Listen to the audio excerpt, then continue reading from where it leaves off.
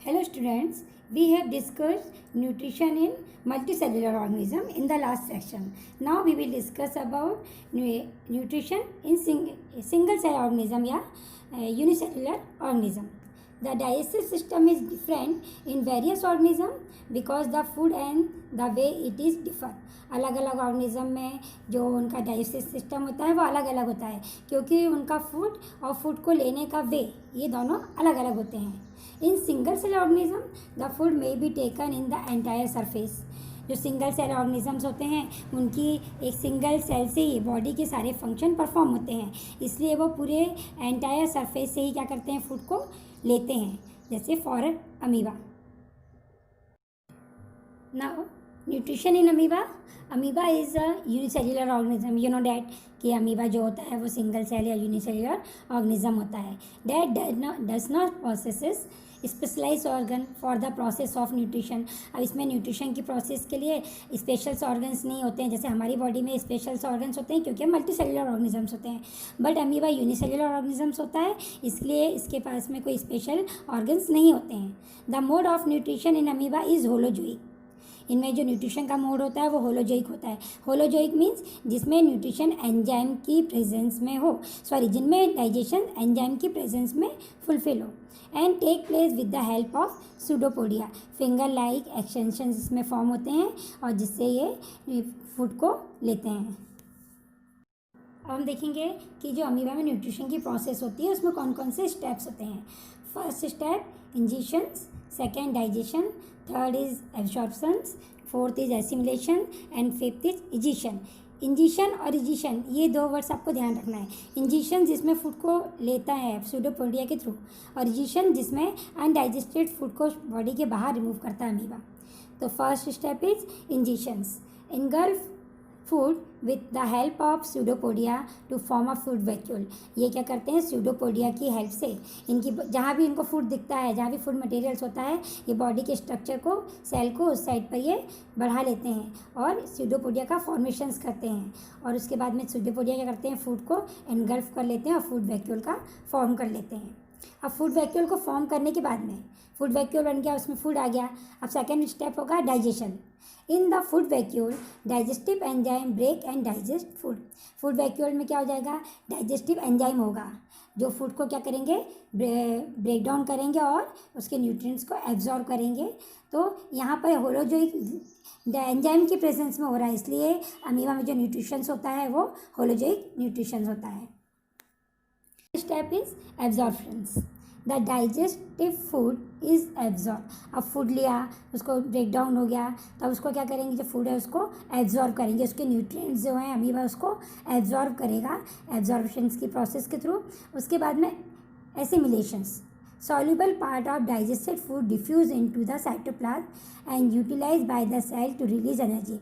अब न्यूट्रिएंट्स को डाइजेस्ट कर लिया उसने, तो ये जो डाइजेस्टेड फूड रहेगा वो अमीबा के पूरे साइटोप्लाज्म में डिफ्यूज हो जाएगा. क्योंकि अमीबा सिंगल सेल ऑर्गेनिज्म है, इसलिए इसके साइटोप्लाज्म में डिफ्यूज हो जाएगा और सेल क्या करेगी, उसके जो उस फूड को यूटिलाइज करेगी और एनर्जी को रिलीज करेगी. Now we will discuss इजिशन.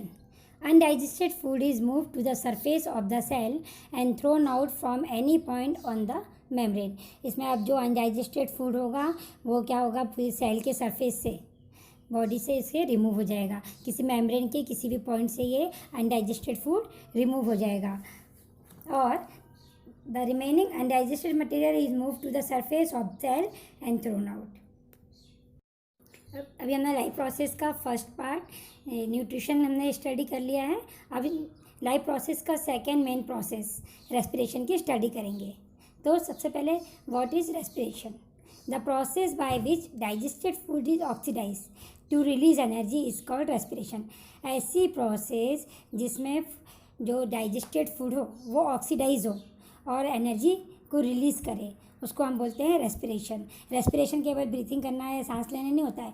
Main respiration process में डाइजेस्टेड फूड जो है उसका ऑक्सीडेशन हो और उससे एनर्जी रिलीज़ हो. Type of respiration, aerobic respiration and anaerobic respiration. तो टाइप ऑफ रेस्पिरेशन में स्टडी कर रहे हैं aerobic respiration and anaerobic respiration.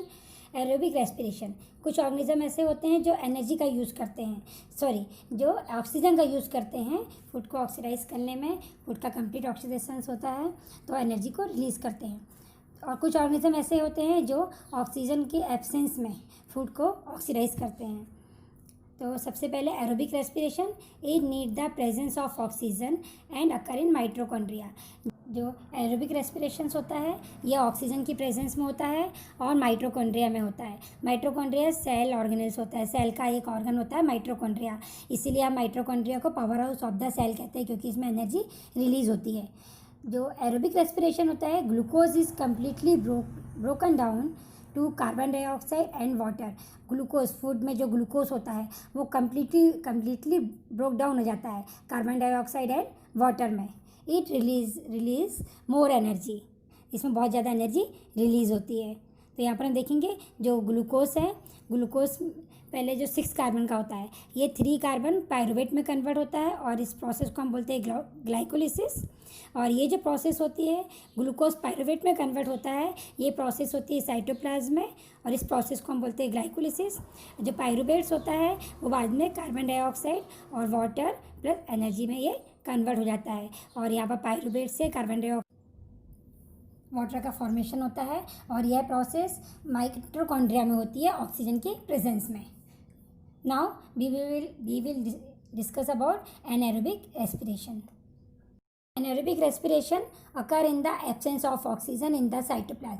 anaerobic respiration जो होता है वो ऑक्सीजन की एब्सेंस में होता है और साइटोप्लाज्म में होता है, बल्कि एरोबिक वाला ऑक्सीजन की प्रेजेंस में होता है और माइटोकॉन्ड्रिया में होता है। It result in the incomplete oxidation of glucose into lactic acid. Animals में लैक्टिक एसिड और इथाइल अल्कोहल इन प्लांट्स। तो इनमें जो ग्लूकोज होता है उसका इनकम्प्लीट ऑक्सीडेशन होता है, कंप्लीट ऑक्सीडेशन नहीं होता है, इनकम्प्लीट ऑक्सीडेशन होता है और लैक्टिक एसिड बनता है एनिमल्स में। और अगर एथाइल अल्कोहल बनेगा तो वो होगा प्लांट में। इसमें जो एनर्जी रिलीज़ होगी वो लेस अमाउंट में होती है, it release lesser energy. It take place in certain bacteria, yeast and certain tissues of higher organism. तो एनारोबिक रेस्पिरेशन कभी कभी हमारी बॉडी में भी होता है, जब हम रनिंग करते हैं या हम वॉकिंग करते हैं तेज़, तो क्या होता है हमारी सांस फूलने लगती है, तो उस समय एनारोबिक रेस्पिरेशन की प्रोसेस होती है। In human during vigorous muscles exercise when the demand of oxygen is more.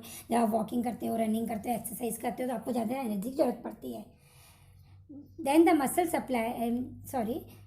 Muscle supply muscle cell start respiration anaerobically temporarily. अब यहाँ पर देखेंगे हम यीस्ट में जो प्रोसेस होता है, ग्लूकोज जो होता है 6 कार्बन वाला, पहले जैसे ग्लाइकोलिसिस की प्रोसेस होगी 3 कार्बन एटम पायरुवेट में कन्वर्ट होगा और जो पायरुवेट होगा तो इसमें इथाइल अल्कोहल या एथेनॉल और वाटर प्लस इसमें एनर्जी रिलीज होती है और ये प्रोसेस होती है ऑक्सीजन की एब्सेंस में। इस प्रोसेस को हम बोलते हैं फर्मेंटेशन, जिसमें एथेनॉल और वाटर का फॉर्मेशन होता है ग्लूकोज से, उस प्रोसेस को हम बोलते हैं फर्मेंटेशन। अब इन मसल्स में देखेंगे ग्लूकोज जो होता है वो 3 एटम पायरुवेट में कन्वर्ट होता है और पायरुवेट से लैक्टिक एसिड और एनर्जी का फॉर्मेशन होता है। तो यहाँ पर हमारा टाइप ऑफ रेस्पिरेशन कंप्लीट हुआ।